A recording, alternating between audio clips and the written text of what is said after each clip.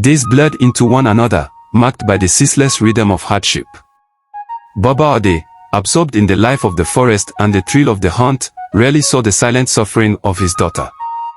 Every return home was met with carefully spun tales by MMA Sword, stories that painted Abeni as a wayward child unworthy of his paternal love. Neighbors and kin whispered in hushed tones, their eyes filled with sympathy for the delicate girl whose spirit, though bruised, shone like the fragile petals of a desert flower.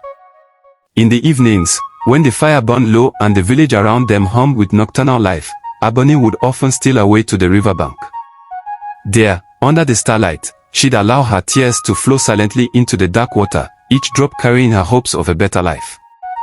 The gentle rustle of the palm fronds and the distant calls of night birds seemed to whisper promises of change, as if the very spirits of her ancestors were watching over her in quiet solidarity. News arrived one radiant morning of the upcoming New Yam Festival, a time when the entire village would come together to celebrate the harvest, honor the ancestors, and embrace the cycle of life with feasting, dancing, and song. This festival was not merely an event, it was the heartbeat of the community, a time when every young girl adorned herself in vibrant fabrics and every heart beat in unison with hope and renewal. Abeni's eyes lit up at the thought of the festival. In her heart, she yearned not just to celebrate but to reclaim a piece of the joy that had been stripped away by her daily tribulations. She imagined herself swaying gracefully in a flowing wrapper, her hair braided with beads that glimmered like stars. Yet, in the depths of her longing, she knew the cruelty of MMA Sword would stand as an insurmountable barrier. That very morning, as the village buzzed with excitement, MMA Sword confronted Abeni with a list of tasks so vast and intricate it seemed designed to keep her confined within the walls of their oppressive home. You must prepare a feast fit for the gods, clean every corner until not a speck of dust remains, and polish every utensil until it shines like the morning sun, she demanded, her eyes glinting with malice.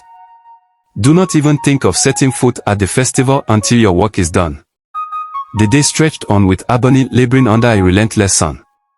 Every so often, her hands trembled with exhaustion, and her spirit sank as she realized how impossible her task was. At the brink of despair, as the sky began to darken in the late afternoon, she found herself alone in the courtyard, tears glistening in her tired eyes. In the midst of her anguish, an unexpected presence emerged. An old woman, her hair silvered like the moonlit river and her eyes filled with a timeless kindness, approached the despondent girl. "Why do you cry, child?" the woman asked in a soft, mellifluous tone that seemed to caress the very air. Abeni hesitated, then poured out her heart, the cruel burdens, the unjust treatment by her stepmother, and the despair that threatened to eclipse her dreams. The old woman listened intently, her face a map of compassion and wisdom. After a long, thoughtful pause, she knelt beside Abeni and said, "Your heart is pure and resilient, but no one as gentle as you should bear such an unbearable weight. I have seen many souls suffer under the tyranny of cruelty, but I have also witnessed the transformative power of the ancestors when they choose to intervene.